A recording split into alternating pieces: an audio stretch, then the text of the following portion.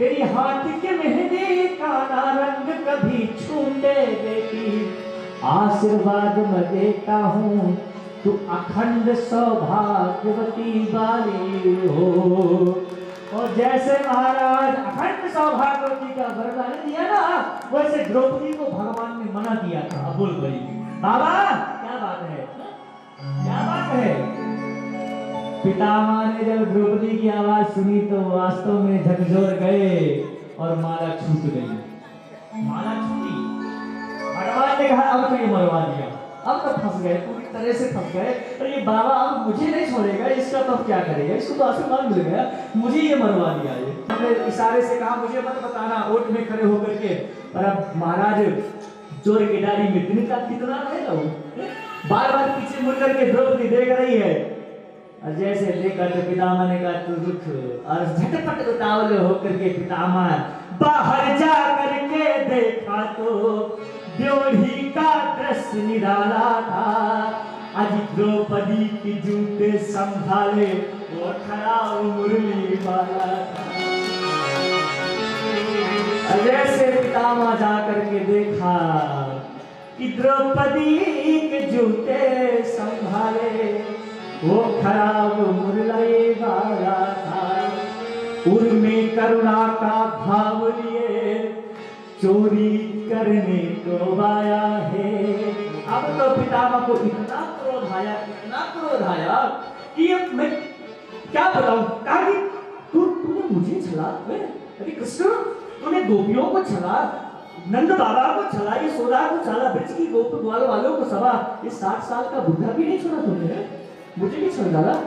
चल तुझे बताऊंगा कल मैं, तूने मेरी प्रतिज्ञा छोड़ी। भगवान ने कहा जो मैंने प्रतिज्ञा ली थी उसका क्या होगा, मैंने भी तो लिया था, उनकी मैया से आशीर्वाद देकर के कहा था वो चिंता न करना की दुनिया इतना भयानक कि अर्जुन के हर बाण को काट रहे थे। पितामह कि तूने मेरी प्रतिज्ञा छोड़ी ना, और मैंने तेरी प्रतिज्ञा नष्ट कर देनी है। आपने क्या प्रतिज्ञा लिया था कि आप कहो मैं शस्त्र बिनु भूमि हरहूं सब भार, हमको क्षत्रिय नागिनो बोलो बच्चनों विचार। मैं कल आपको बताऊंगा आपकी प्रतिज्ञा को, आज आपने मेरी प्रतिज्ञा तो नष्ट कर दिया, मैं कल बताऊंगा। और इतना भयानक युद्ध किया साहब कि अर्जुन का छत्र सब कुछ छिन्न भिन्न हो गया। भगवान को लगा कि लगता है दादा को अपनी प्रतिज्ञा भूल गई, अपना आशीर्वाद भूल गया जो द्रौपदी को दिया था। आज तो अर्जुन को मार डालेंगे, और अर्जुन को कुछ हो गया तो अर्जुन है मेरा प्राण, मैं हूँ अर्जुन को प्राण, अर्जुन की जीवन से जीवन हमारा है, ये नर है मैं नारायण हूँ, क्या होगा हमारा। मेरी प्रतिज्ञा तूने तोड़वाई ना, आज मैं तेरी प्रतिज्ञा तोड़वाऊंगा। और जैसे महाराज देखते हैं बड़े भयानक बाण मार रहे पितामह, दौड़ करके सब कुछ छोड़ दिया और उठाया रथ का पहिया। अर्जुन निपट पड़े, कृष्ण क्या कर रहे हो, आपकी प्रतिज्ञा का क्या होगा। भगवान का वस्त्र गिर गया। फिर भी जब महाराज सुदर्शन के रूप में लेकर के पहिए को, टूटा हुआ रथ के पहियों को दौड़े जैसे कोई शेर महाराज मृग की तरफ दौड़ता है, तैसे महाराज हमारे पितामह ने धनुष छोड़ दिया। मारो कृष्ण मारो, तुमने तो कहा था कि मैं शस्त्र नहीं उठाऊंगा। आप कहो मैं शस्त्र बिनु भूमि हरहूं सब भार, तो हमको क्षत्रिय नागिनो बोलो वचन विचार। जब आप प्रतिज्ञा कर रहे थे तब आपको ये नहीं लगा था कि गौरवों की तरफ से एक कोई पितामह भी है जिसकी बाणों का उत्तर देना सबके बस की बात नहीं है। तब देखो क्या किया भगवान ने, क्या किया। भगवान ने कहा कि डारी चक्र हरिहंस पड़ो। भगवान ने चक्र को फेंक दिया पहिए को और हंसने लगे। डारी चक्र हरिहंस पड़ो देव उत्तर ब्रजराज, ताजी प्रतिज्ञा मोर में तोर प्रतिज्ञा। अरे तुमने भी कृष्ण प्रतिज्ञा कर ली कि शस्त्र नहीं उठाएंगे, तब तुमने प्रतिज्ञा किया था कि आज जो हरि ही न शस्त्र कहाऊं, तौला जो गंगा जननी शांतम सुतना कहाऊं। मैं आपके प्रतिज्ञा के लिए ही तो मैंने शस्त्र उठाया है। इसलिए भगवान बहुत प्रेम करते हैं। प्रबल प्रेम के पाले पड़कर हरि को नियम बदलते देखा, किया अपना मान टले कर जाए पर भक्त का मान न टलते। और ऐसा जब कहा और एक बार मैं भूल गया कि आप आए, तो देखो महाभारत क्या हो गया। आज आए ना तो मैं समझ गया मेरा कृष्ण आ गया। कृष्ण एक बात बताओ, कहते हैं कि मरने वाले की अंतिम इच्छा पूरी करना चाहिए। बोले हाँ, बोले मुझे मेरी इच्छा पूरी करो। क्या? बोले मुझे वही चक्र दिखाओ जो मुझे मारने के लिए आप सुदर्शन की जगह पहिया उठाया था। भगवान हंसने लगे। पूछा पितामह क्यों करवाना चाहते हो? बोले मैंने एक अपराध किया है अपने भगवान का। क्या? बोले प्रतिज्ञा तोड़वाई है। जब मैंने भगवान की प्रतिज्ञा तोड़वाई ना और भगवान पहिया लेकर के मुझे मारने के लिए दौड़े ना, तो पीछे सारे सैनिक थे ना, वो हाहाकार करके कह रहे थे अरे अरे देखो देखो ना, भगवान कितना झूठा निकल गया कृष्ण, इसने अपनी प्रतिज्ञा तोड़ दिया। उस समय तो मुझे भी अच्छा लगा, मार कृष्ण, देख तेरी प्रतिज्ञा मैंने तोड़वा दिया, पर अब मैं पछता रहा हूँ परे परे सैया पर, मैंने बहुत अपराध किया। मैं कहना चाहता हूँ सबसे कि मैंने भगवान की प्रतिज्ञा नहीं तोड़वाई, मैं भगवान को रथांग पाने करके मैंने भक्त की प्रतिज्ञा रखने के लिए उठवाया था, क्योंकि भगवान ने अपने भक्त अर्जुन की रक्षा करने के लिए ही तो मुझ पर मार चलाना चाहते थे। बोले प्रभु एक बात बताओ। अर्जुन ने पूछा, भगवान ने पितामह से कितना अच्छा सम्मान है। स्वागतम कृष्णा। आप लोग कितने भाग्यशाली है ना, भगवान की कथा पे भी और चकाचक बैठे भी हैं, है ना। हाथ में राम का जाम, मुख में राम का नाम। बहुत बड़ी कृपा है। और भैया मान लिया आप लोग, मुझे लगता है बिगाड़। स्वागतम कृष्णा स्वागतम कृष्णा, सब लोग बताइए कृष्णा स्वागतम कृष्णा स्वागतम कृष्णा। बोलिए भक्तवत्सल भगवान की जय। और पितामह का कितना अच्छा महाराज प्रसन्न है।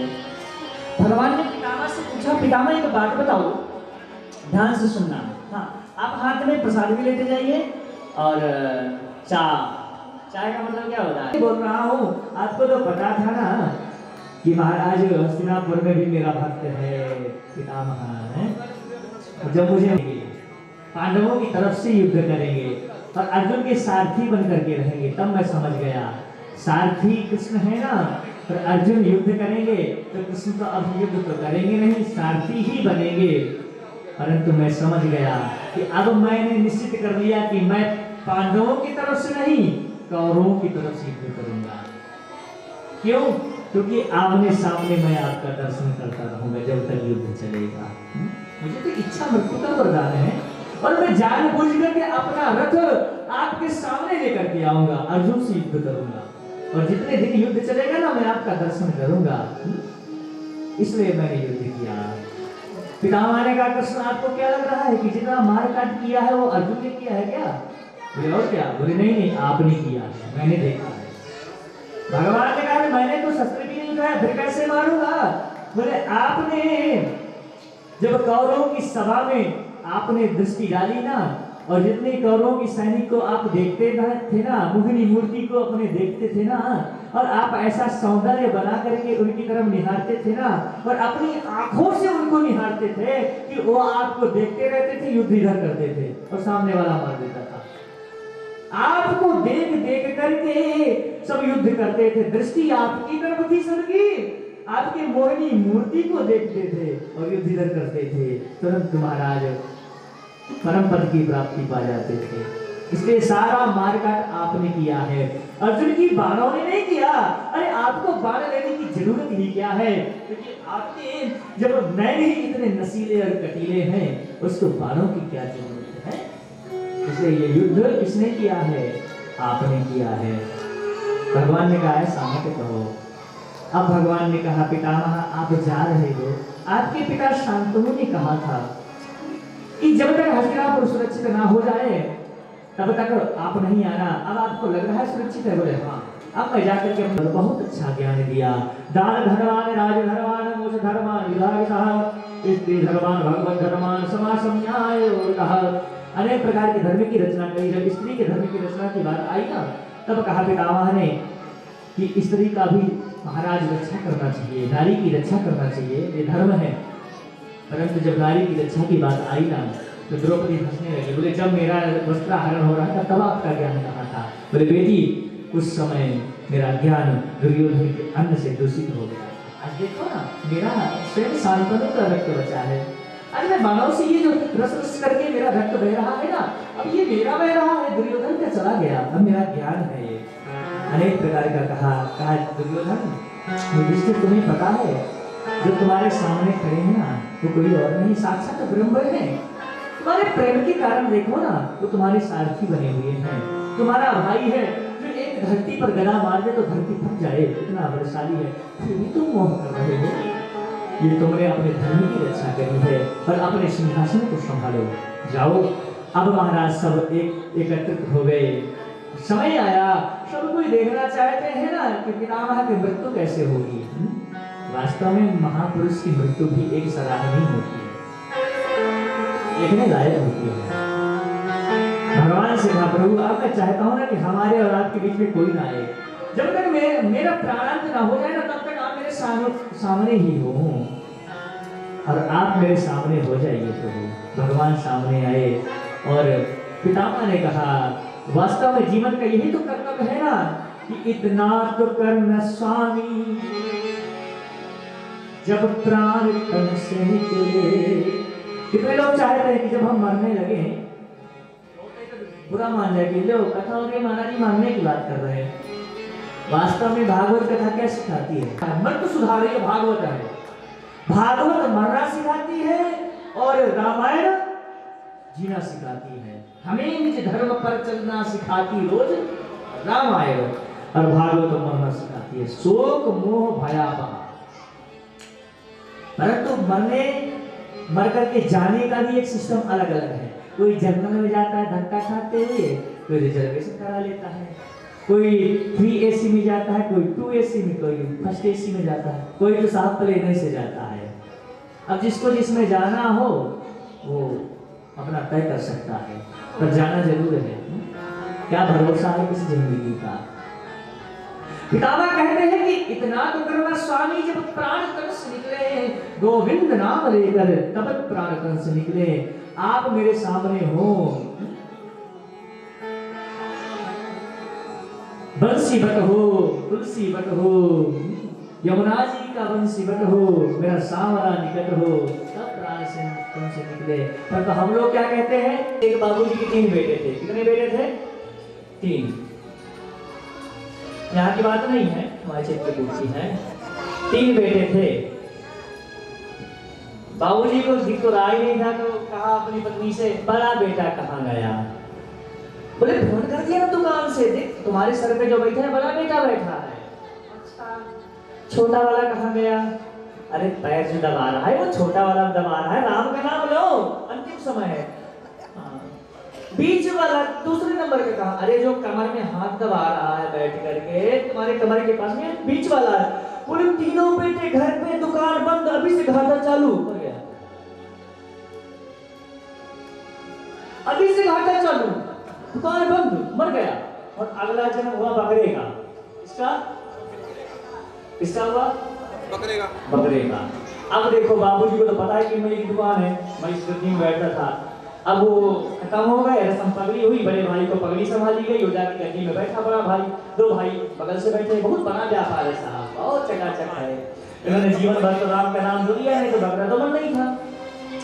अब अगला जन्म बकरे का हुआ, बहुत करीबी बात है साहब। बकरी जा रहे थे, उन्होंने देखा वो हंसने लगे, तो उनके शिष्यों ने कहा गुरुदेव आप ऐसे तो हंसते नहीं है, कोई ना कोई तो बात है ना, बताइए ना क्या बात है। वो तो बोले आपको पता है ये बकरा कौन है? बोले नहीं नहीं हमें नहीं मालूम। बोले आपको मालूम है बकरा कौन है? अभी अभी 3 महीने पहले ये बकरा जन्म लिया है, और 7 महीने पहले अभी यही बकरा भी यहाँ इसका पिता है, जो ये आदमी 3 बच्चे बैठे थे। इसको याद है क्योंकि मरने के बाद में जब हम पशुवत योनि में आते हैं तो पूर्व जन्म की बात याद होती है, मनुष्य में जन्म में नहीं याद होती, बाकी योनियों में याद होती है। ये बार बार अपनी कुर्सी में जाके बैठना चाहता है क्योंकि मालिक है ये, और इसके बेटे इसको मार रहे हैं। अरे देखो फिर भी कितना मार खाया है, खून निकल रहा है, फिर भी जा रहा है। बस यही तो ममता है कि ममता तू ना गई मेरे मन से, ममता। तब शिष्यों ने कहा गुरुदेव इसका अब उद्धार कर दो ना उद्धार, क्योंकि इसके पुत्रों को पता नहीं कि हमारा बाप है। तब कहा ठीक है। और महात्मा बुद्ध जब उसकी दुकान में गए, उन पुत्रों ने देखा कि भगवान स्वयं पधारे, चरणों में गिर गए। बोले मेरे चरणों में गिरने से कोई जरूरत नहीं है। फिर बोले इस बकरे को गद्दी में बिठा दो बस। इस बकरे, बोले महाराज जी क्या बात कर रहे? बोले महाराज जी बकरा, बोले बकरा नहीं ये तेरा पिता है। ये जब तुम्हारे तुम ऊपर नीचे बीच में बैठे थे ना, ये तुमसे बोल रहा था ना दुकान बंद अभी से घाटा चालू, मैं करके रोने लगा तो ये मैं वाला ही बना, कि मैं करते करते करते करते बकरा बन गया। अब मैं इसका उद्धार कर दूंगा, पर एक बार इसकी अंतिम इच्छा है इस गद्दी में बैठने की, चुपचाप हो जाओ, इसे गद्दी में बैठ जाने दो। और वो गया गद्दी में बैठा, बुद्ध ने स्पर्श किया, परम पद की प्राप्ति हो गई। बोले भक्तवत्सल भगवान की जय। इसलिए याद हो कि मैं सामने आऊं और भगवान मेरे सामने हो, तब मेरा समय हो। पर जाते जाते पितामह ने कहा प्रभु मैं एक काम करना चाहता हूँ। क्या? बोले मैं अपनी पुत्री का विवाह आपके साथ करना चाहता हूँ। इस प्रकार की बात कही ना तो सालों ने सोचा कि पितामह की तो शादी तो हुई नहीं, बेटी कहाँ से आ गई। तब कहा इतो रूपवती कल्पिता विष्णु भगवती साथ पुंगवे विभोमरी। प्रभु मेरी जो बुद्धि रूपी कन्या है ना, मैं उसका वर्ण करना चाहता हूँ आपके चरणों में, आप स्वीकार करो। हर पिता चाहता है कि उसकी कन्या का विवाह अच्छे घर में हो। क्या? घर भी अच्छा हो, बर भी अच्छा हो, कुल भी अच्छा हो। आपका कुल तो यदुवंशी है, आप बहुत अच्छा है। घर तो की तो बात ही नहीं है, सोने का घर है आपका, पूरा देश ही सोने का है। और आपकी तो बात ही नहीं साहब, इतने सुंदर हैं आप, क्योंकि आपकी सुंदरता आपको स्वयं नजर लग जाती है। मैं आपके साथ में अपनी कन्या का विवाह करना चाहता हूँ। और अपनी कन्या का विवाह किया और ज्योति उत्पन्न हुई और परम पद की प्राप्ति हो गई। बोलिए भक्तवत्सल भगवान की जय। परंतु याद रखना अष्टम भाव से मंगल मार्ग के होने के कारण इनको श्राप लगेगा, ब्राह्मण का श्राप और तक्षक से दसेगा। क्या होगा? बोले फिर भी भागवत रूपी संगीता का रसपान करके इनकी मुक्ति हो जाएगी। इधर बहुत दिन समय हो गया, भगवान का स्वधाम गमन हो गया। अर्जुन गोपियों को लेकर के आ रहे थे, परंतु भगवान भीड़ों का रूप लेकर के उन गोपियों को भी ले गए। अर्जुन अकेले आए। जब उनका कुमलाया हुआ चेहरा देख करके युधिष्ठिर जी ने पूछा क्या बात है अर्जुन, तुम क्यों दुखित हो? तब कहा महाराज वंचितो हम महाराजा हरिराम बंधुरूपिणा येन मे पहृतं तेजो देवा विस्मापनो महत्। महाराज जिन प्रभु की कृपा से हम अगाध महाभारत का युद्ध जीत लिया, जिन प्रभु की कृपा से हम लाक्षागृह से बच गए, जिन प्रभु से की कृपा से हम विष से बच गए, जिन प्रभु की कृपा से हम इतने बड़े षड्यंत्रों से हमारी रक्षा हो गई, वो प्रभु अब हमारे बीच में नहीं, उनका स्वधाम गमन हो गया है।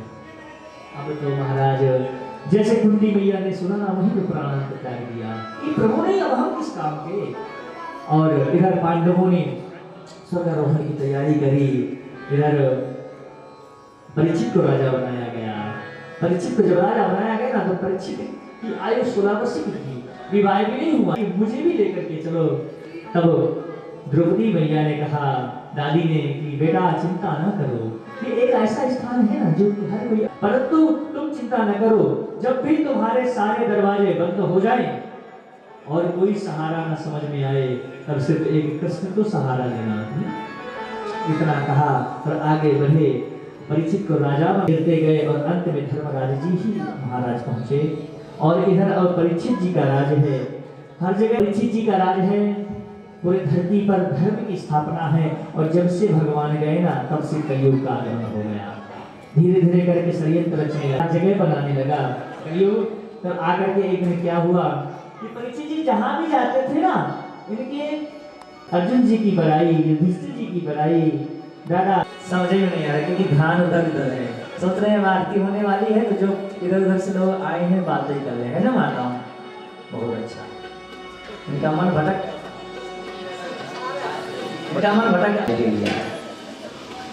फैलाओ हाथ और बुलाओ कन्हैया को, क्योंकि कन्हैया हृदय से गया ना, इसलिए आपका मन गया। समझ में अब आया, गरमा गरम चाय पिए तो बेचारे डर के बारे भाग गए कि कहीं आप जल ना जाए। अब हृदय में बैठे थे, पियोगे तो हृदय में तो जाएगा ना।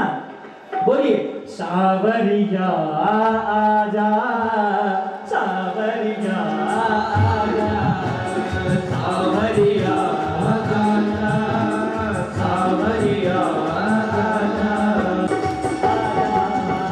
सावरिया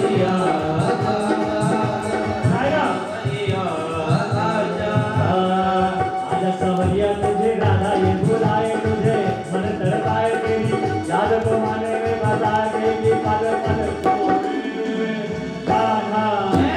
सावरिया आजा, सावरिया आजा, सावरिया आजा, आजा आजा सावरिया आजा, आजा सावरिया तेरी राधा है बुलाए मुझे, क्यों तड़पाए तेरी याद में तुझको सताए, छम छम रोए राधा। सावरिया आजा, सावरिया आजा। एक बात याद रखना, जो कन्हैया से प्रेम करते हैं खड़े होकर के दोनों हाथों से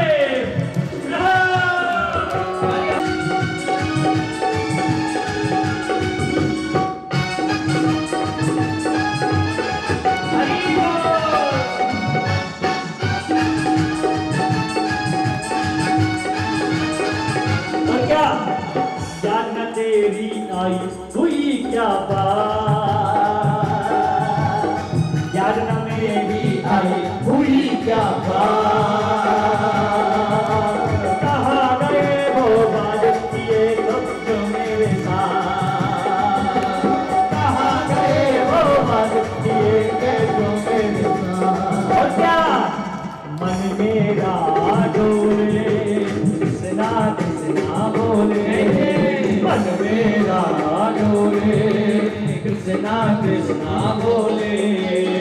ये तेरी बातें दिन रातें हैं तो रातें तेरी याद में माने में बता के थम थम रोए राधा। सावरिया आजा, सावरिया आजा।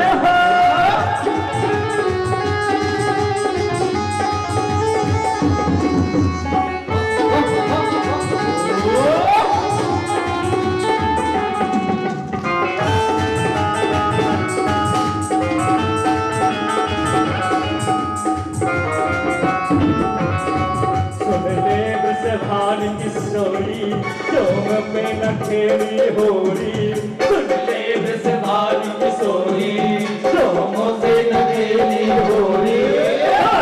तेरी कच्ची हो जाए तो मेरी कच्ची है।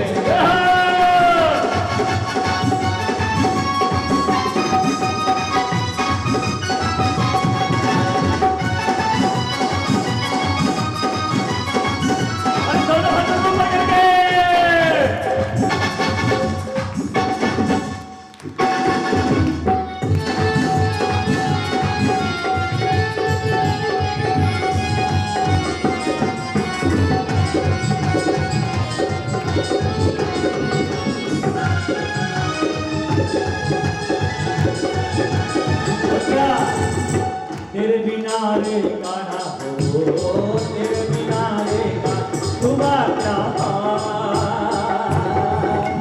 तेरे बिना तुम्हारा मथुरा में चूक जाके बुरा दिया मेरा ख्याल, ओ मथुरा में चूक जाके बुरा दिया मेरा ख्याल। और क्या बिनती सुन आजा, आजा मुझको छलक दिखा जा, बिनती सुन आजा।